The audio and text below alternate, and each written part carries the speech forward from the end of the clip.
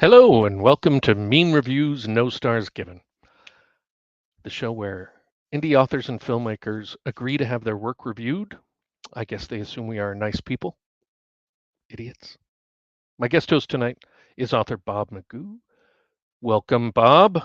Hey, Hey, indeed. First of all, I'd just like to thank you for dressing up for the show. That means a lot to me. you can't hide class. All right.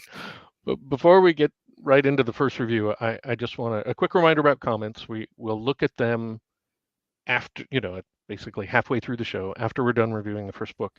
So a little context is helpful when you're making your comment now that we're not going to look at for 15 minutes. Anyway, um, our first book today is Rumble by Nikki Nelson Hicks.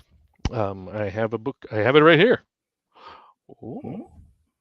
Um, and Nikki is awesome. She also sent me uh, some bookmarks. This one has all her books, or a bunch of her books. She has many more books. And then this is like her business card, and it says, "I give good read," which is naughty. And then there's a sticker too that says that. Um, but thank you for all the bribes. I appreciate that.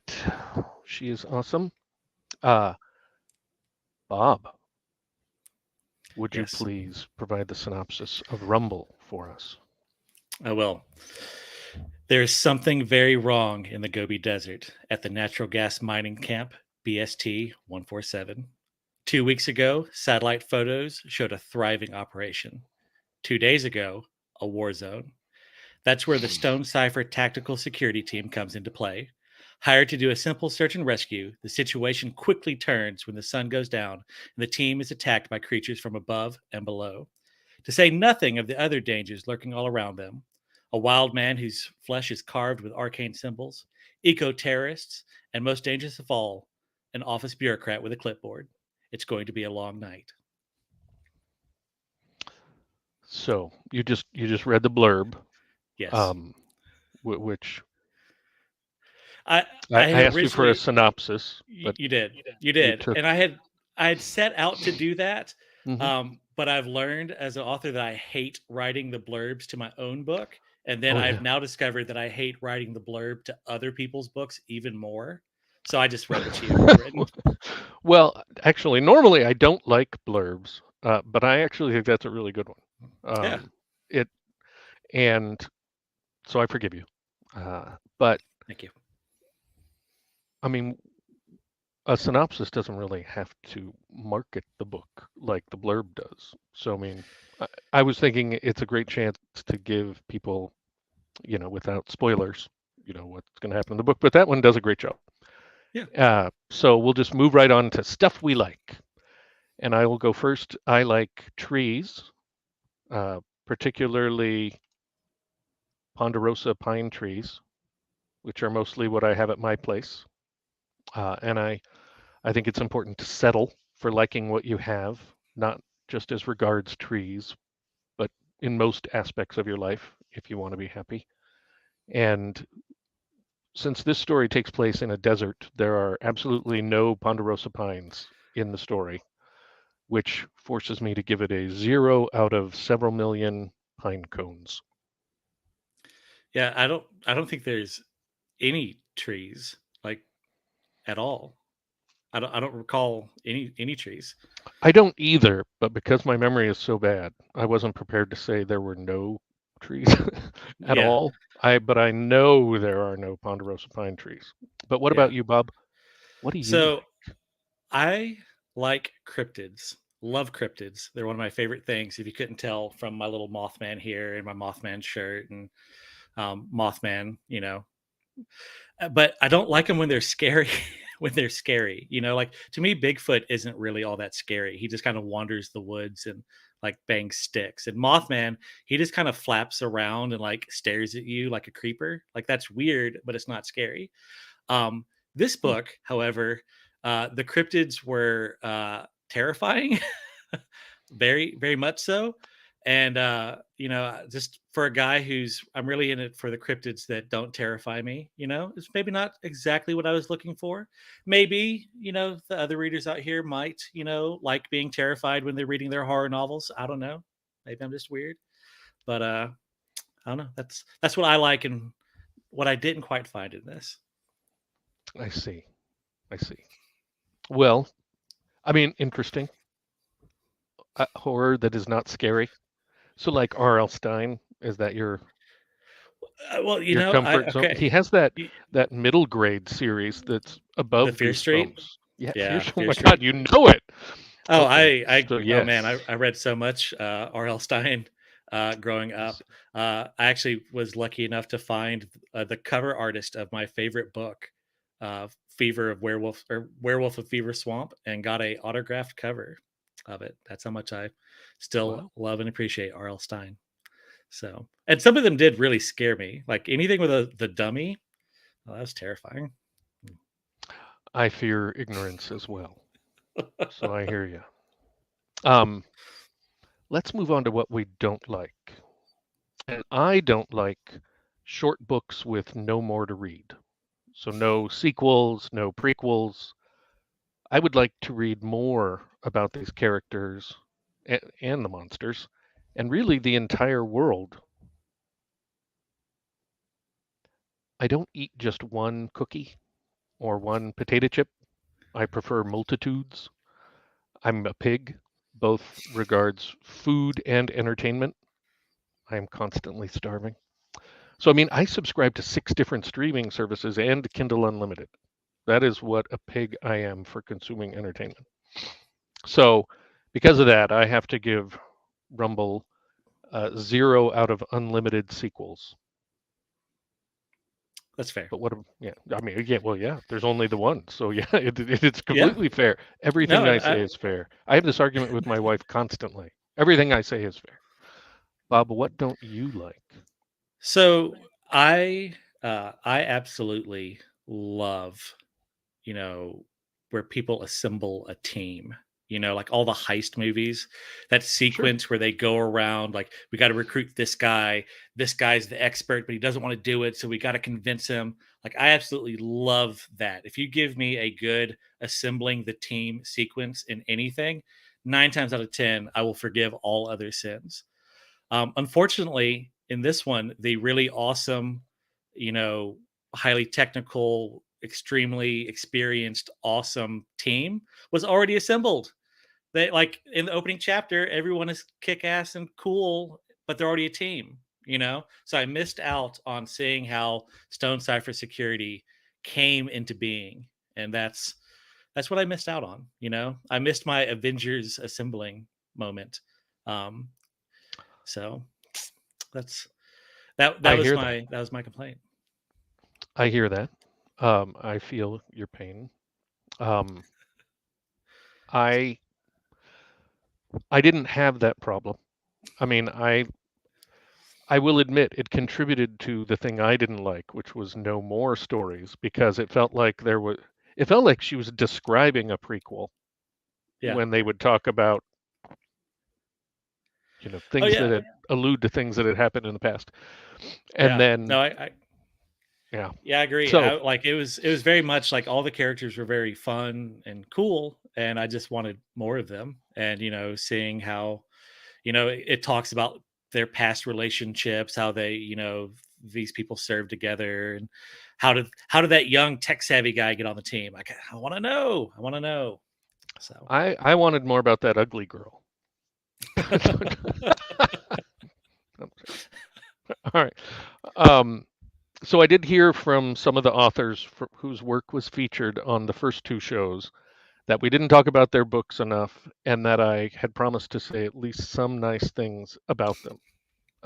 So I want to add a third section besides the likes and the don't likes, things we can talk about that we liked without spoiling the plot. And Bob, would you care to go first? I had two things I wanted to bring up. The first one is, so I do read a lot of horror, um, uh, and most of the time, when especially anything cryptid based, you get one cryptid. You get a book about Bigfoot. You get a book about the Mothman. You never get a book where it's Mothman battling Bigfoot, And in this book, you get two cryptids. It's like it's double the fun, I don't understand why more people don't do that.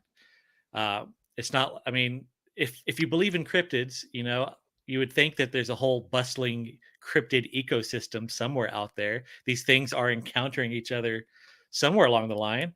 I want to see, Nessie battle the critter from Lake Placid. I think most authors just aren't as smart as Nikki. That could be. That could be. I mean, I know a lot of authors. There's some real dumb ones. Well, and I wonder if she has a hyphenated last name. So I wonder. You wonder if she does? She Well, does. I just wonder, two last names, two cryptids. Is there a connection? I don't know. Oh. You may be one of the dumb authors I know. There we go. I'm just No, the other thing was, and it mentions it on the blurb where it talks about, that there's a wild man whose flesh is carved with arcane symbols. And there's this brilliant, this isn't any more spoilery than what that gives you, but there's this brilliant scene where people are sitting around talking about, man, this guy was, we really liked this guy, but he died. And meanwhile, you as the reader know that guy's not dead. He's in fact over there, scarred up, clawed wild man dude. And you can just see where they're going to, everything is set up perfectly for them to have that encounter at some point. And it was brilliant. And I loved that so much. The anticipation of what was coming. Chef's kiss. I agree that was awesome. I don't agree that was not more spoilery than the one line on the back of the blurb or in the blurb. But fractionally, perhaps. I mean, it seemed a lot more spoilery. But things I liked that I can talk about without spoiling the plot is I loved the awful corporate lady. I mean, a great example of somebody you love to hate. And these days, there's so many people we're not supposed to hate. What with current culture, so that lady was great. I really enjoyed having somebody I was supposed to hate. It was okay to hate, because that was great.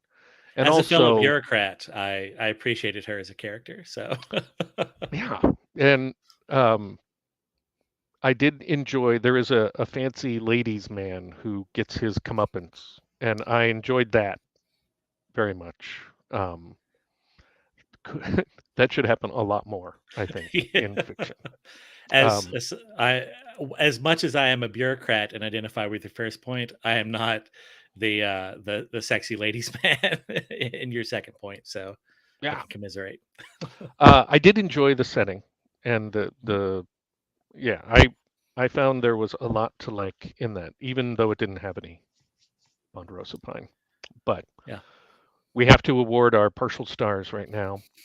So I give Rumble by Nikki Nelson Hicks a half of a star due to the lack of prequels and sequels, as well as the disturbing fact that there are no ponderosa pine in the desert. Fair. I'm going to award her 1 wingless Mothman out of 5 moth people, because there was a lack of cryptids that didn't terrify me, and I missed out on my team assembling that I just love so much. Understood. But now that is over with, let's check out the comments so far. I saw that Nikki herself was in there, so I'm assuming a lot of profanity. Just fair. We'll check it out. I'm going to go all the way to the beginning.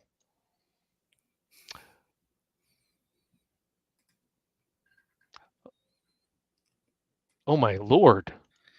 Margaret gave me crap for not wearing a tie.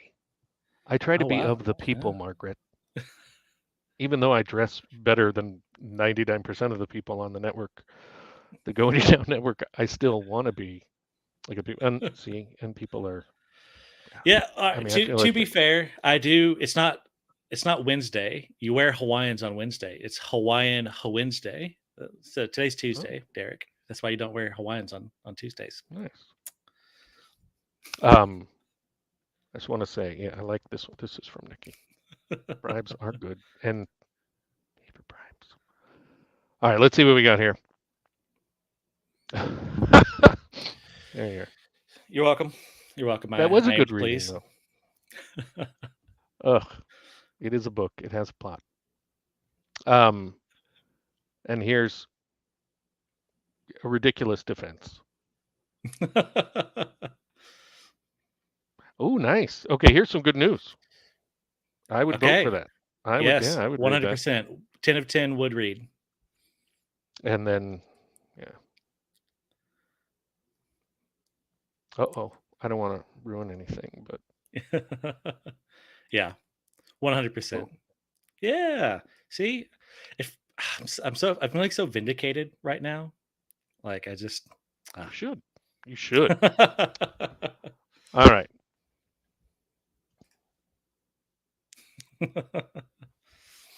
And I wasn't speechless. I had a mini stroke. But thank you. Happens to the best of us. In my family, it does. Really, really does. Okay. So, now we need to get to know. Oh, I want to say thank you for the comments. Keep them coming. We'll come back. Oh, I didn't get rid of that one. We'll go back and check them out again near the end of the show. But for now, we need to get to know Bob a little bit. Can you tell us the kind of stuff you write? Show us your books, Yeah. and Yeah. then really Oh, that's all. a better author probably. Oh, I do have a book here. Oh, look at me. Oh, okay. Yeah. So I write a rural urban fantasy series called the Jubal County Saga. It's about a redneck wizard with a crippling meth addiction that goes around solving small town occult mysteries. And the And fourth book came out about 3 weeks ago, I think.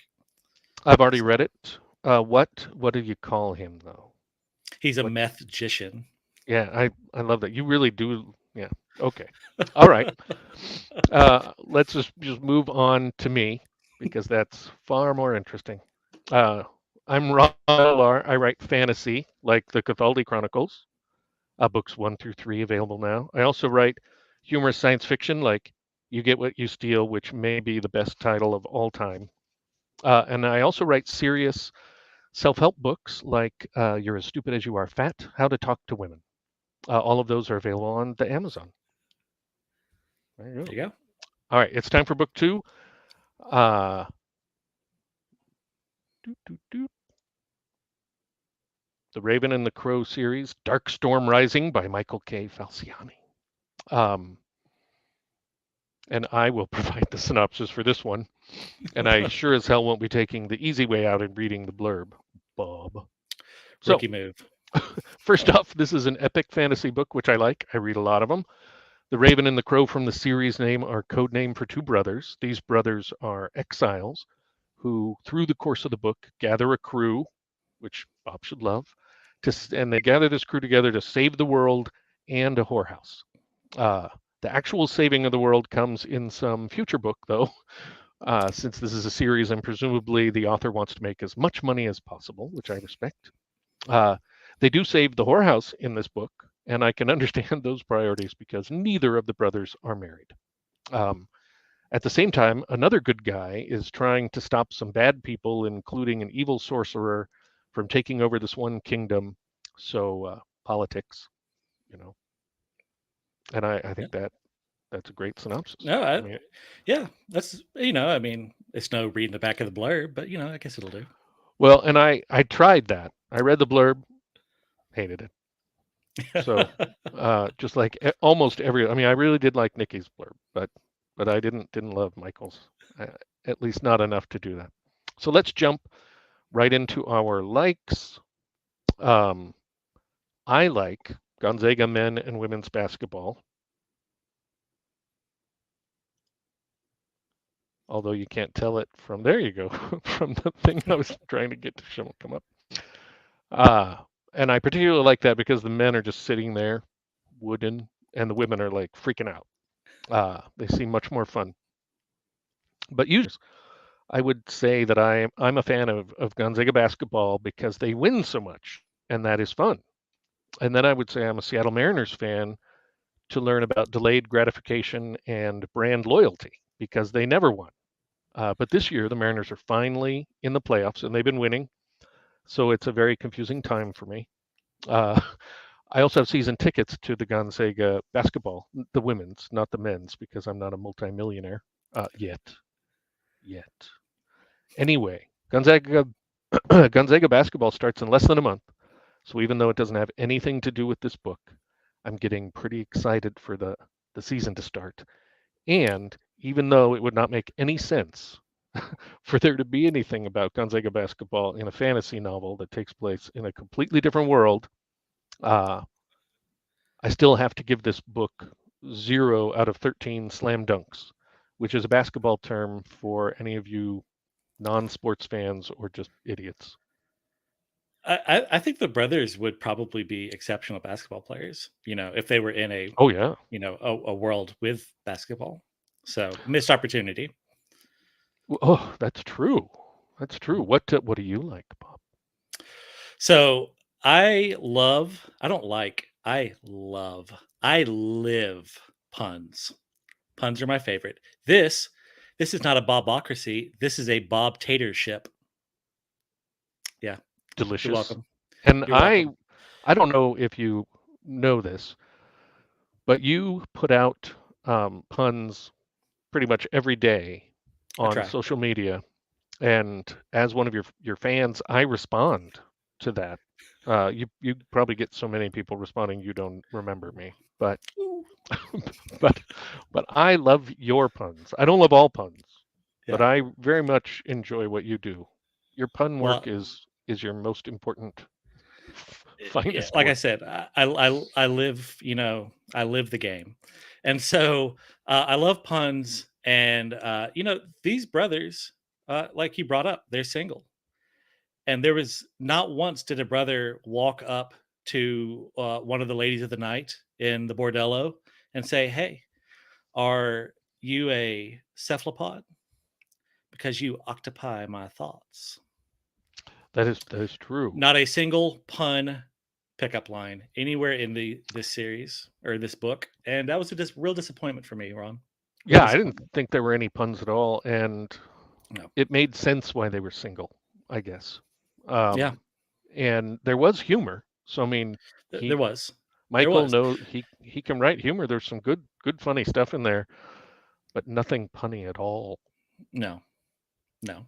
So disappointed. The humor that was there, like the brothers' interactions, the kind of the snarky exchanges between them, was really good.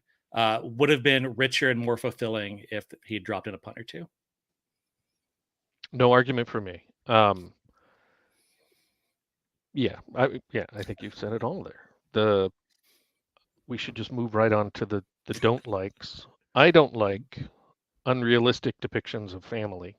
Um, in this book, there are brothers getting along to save the world, and I have 3 brothers. And if we had to work together to save the world, the Earth would just be destroyed. And but I will say that would almost be worth it to get rid of one of my brothers because he's just awful.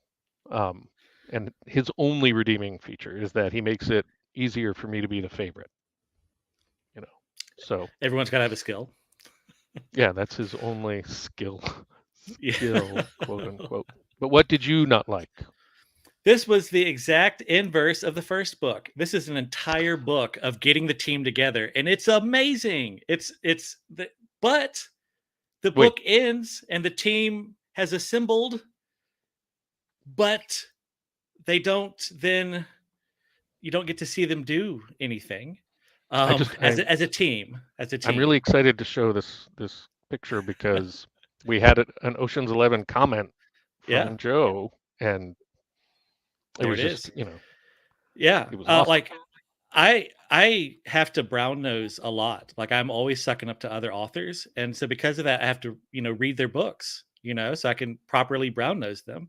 And this this book, it's a whole book of the team getting together. So now I have to read the second book, and that's time taken away from me sucking up to other authors. Michael, Yes, he's an evil genius, I would say. And I have read the sequel, um, which for me, then I had to go back and reread the first one because I couldn't remember what only happened in the first book. So, and I read him on Kindle Unlimited. So he's made double money from me reading the first one already. So being old is really paying off for me. And then I went to read just to refresh my mind today. I loaded it again, Kindle Unlimited, and I skipped to the end, and I was like, "You are shitting me!" Where it ended. I mean, Yeah. but we're almost out of time. So let's move on to the things we can talk about that we liked without spoiling the plot. And mine was I love the focus on whores and whorehouses. Uh, that's something that you definitely get more of in genre fiction than, say, contemporary literature, TV, and films. Um, I mean, it's been a long time since Best Little Whorehouse in Texas, which was a masterpiece, as far as I'm concerned. It was a master something. Some of Dolly Parton and Burt Reynolds' finest work, which I'm a fan of both of them. So, Yeah. Yeah. and Jim Neighbors. I mean, the cast was just amazing. Yeah. Yeah. No. So I had two things. First, I Ooh. like to think that Michael and me have a shared vendetta against Madeline Dale because I was on the episode of Indie Mayhem with Michael and Madeline, the semifinals, and she beat both of us. So we have a shared vendetta in my mind against her. So we've got that. I have to assume he also does. Yeah, I don't know. Yeah, yeah, But I mean, yeah, I assume he does. Um, and so the other thing was it's really great. The person this is going to reference is actually in the live watching this right now. But a longtime writer friend of mine has talked about writing a book about a really like badass ambassador character, and this book Oh. has that. So this guy beat him to the job. So I get to rub that in this guy's face when I see him in person next time. Wow, you are a great fit for mean reviews. I thought you had a third one.